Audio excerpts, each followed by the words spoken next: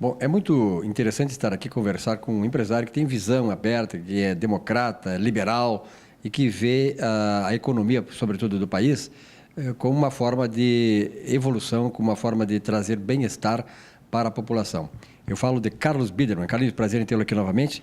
E hoje, né, de certa maneira, festejando, né, porque, na verdade, o Brasil está fazendo uma inflexão institucional ao trocar um modelo econômico viciado que estava nos levando para o buraco por um outro que nos dá grandes esperanças, né, claro? Silvio, tudo bem? Prazer voltar a falar contigo. Sempre um orgulho te receber, a gente conversar um pouco sobre as coisas do Brasil. De fato, Silvio, eu acho que o momento do Brasil é de uma oportunidade. E eu estou muito feliz com diversas coisas que estão acontecendo. A primeira delas, obviamente, que é a derrota de um modelo ultrapassado, derrotado, que levou o Brasil para o atraso, aparelhou o Estado, aparelhou as universidades, enfim, criou uma situação política no Brasil que os jovens até nem viveram em outro momento, depois desses 14 anos de uma tragédia, vamos dizer assim, importante no país, que mudou o país, infelizmente. A inflexão dessa curva, mesmo que seja com Bolsonaro, enfim, que há grandes dúvidas em relação ao havia, né? Eu acho que essas dúvidas estão se reduzindo ao longo do tempo, mas certamente não era o candidato dos sonhos dos liberais, até porque era uma pessoa que foi intervencionista no passado, espero que tenha mudado. Acho que trazer Paulo Guedes, enfim, para o Ministério, acho que é uma notícia muito boa, mas essa felicidade, vamos dizer assim, da troca de modelo, que era extremamente importante que acontecesse, para a mudança para um modelo mais democrático, um modelo mais aberto, para o país viver uma nova experiência, vamos dizer assim, de uma economia mais aberta, enfim, se integrando ao mundo desenvolvido. Tudo isso é muito positivo, mas o que eu acho que é melhor do que tudo isso é que não há um otimismo exagerado pós-eleições. Eu achei que pudesse haver esse otimismo, mas não.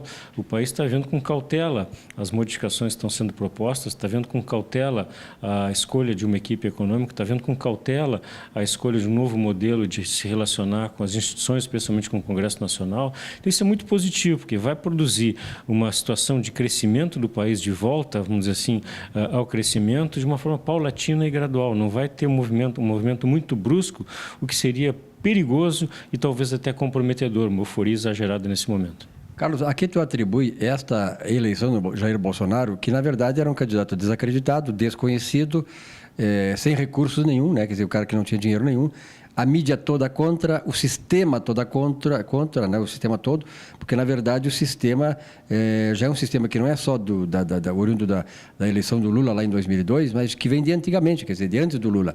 Um sistema viciado, corrupto, né? Sistematicamente um sistema que vinha sendo improdutivo para o país e nos vinha levando para o caos.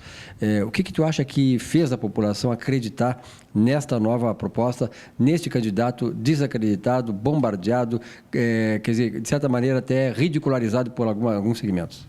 Eu acho que fez ele ganhar, primeiro, vamos dizer assim, uma conscientização da sociedade de tudo isso que tu falaste. Não vou repetir tudo isso, mas evidentemente que havia conscientização da corrupção, da bandidagem, do aparelhamento, enfim, de toda essa situação de constrangimento a que foi submetida a sociedade brasileira, ao desemprego, à perda de renda, à desintegração do país, vamos dizer assim, a desmoralização institucional do país. Tudo isso a sociedade percebeu e acreditou nisso. Agora, mais do que isso, quer dizer, o meio que levou isso a acontecer foi a mudança do processo de comunicação que existe no mundo, tá certo? Então, a comunicação, as pessoas se comunicam pelas redes sociais e não mais pela grande mídia. A grande mídia continua sendo assistida, as mídias continuam tendo seu papel importante, mas não são mais decisivas como eram no passado. Elas têm agora um contraponto.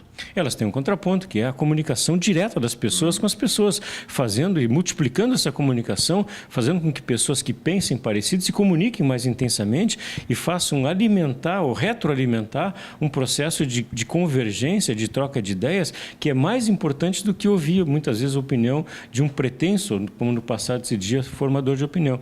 Então, com a mudança do modelo de comunicação da sociedade, tornou possível, vamos dizer assim, a independização da sociedade, talvez essa seja a maior expressão dessa eleição, que é a independização da sociedade em relação ao modelo tradicional de comunicação por pretensos formadores de opinião.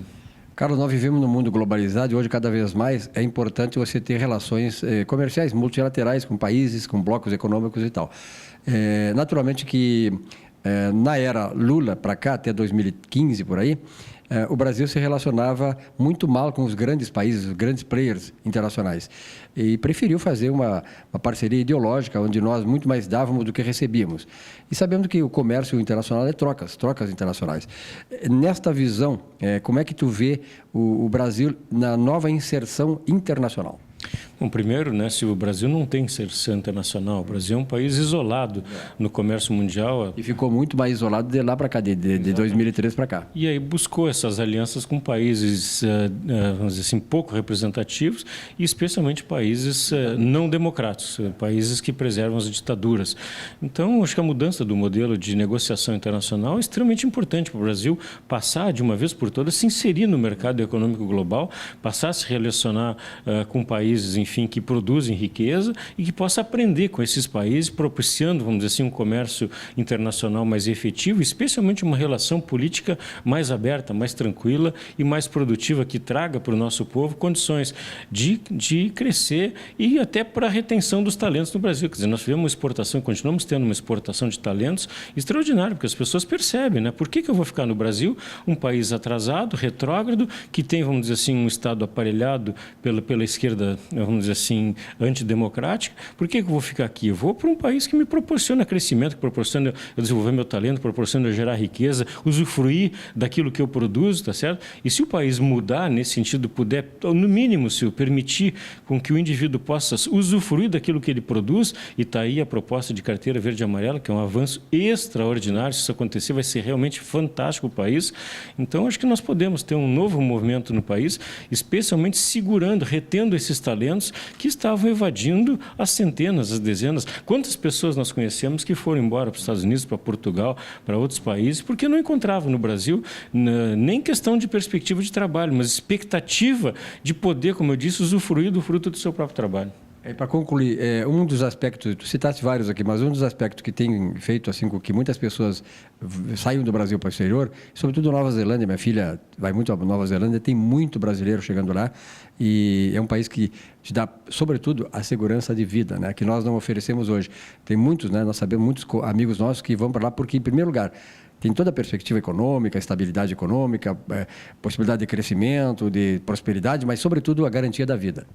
Acho que isso é o mais importante de tudo, né, Silvia? À medida que a pessoa não tem a condição de, vamos dizer assim, ter a tranquilidade de sair de casa, saber se volta, se um pai não sabe se o seu filho vai à universidade à noite e vai voltar tranquilamente para casa, aí as coisas realmente perdem um pouco o sentido. Então, a oportunidade de sair, ela é concreta e é real, né? Eu acho que nós temos aí uma oportunidade brilhante, fantástica de mudar isso no país, onde onde bandido vá para a cadeia e policial seja preservado, seja louvado.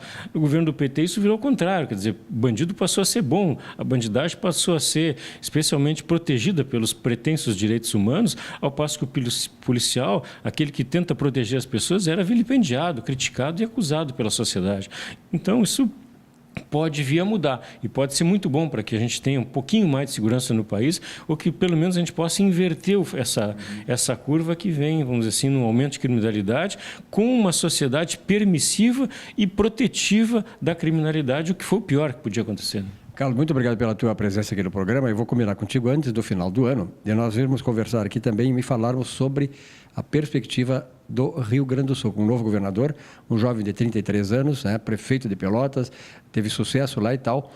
E vamos ver o que ele pode fazer. Quero saber a tua avaliação também, a partir do próximo programa, Carlos, sobre esse desafio, esse grande desafio que o Leite tem. O Rio Grande do Sul é um tremendo desafio, né? Eu vi ainda o Leite falando esses dias sobre as perspectivas dele. Acho que ele não tem muito claro ainda o que ele vai fazer, ainda não está muito... Ele não consegue, pelo menos, não está se expressando, não que ele não saiba. Acho que ele sabe, mas ele não está expressando ainda bem quais são as suas propostas para o Rio Grande do Sul. Vamos conversar assim ainda antes do final do ano, porque eu acho que nós vamos ter também boas notícias no Rio Grande do Sul.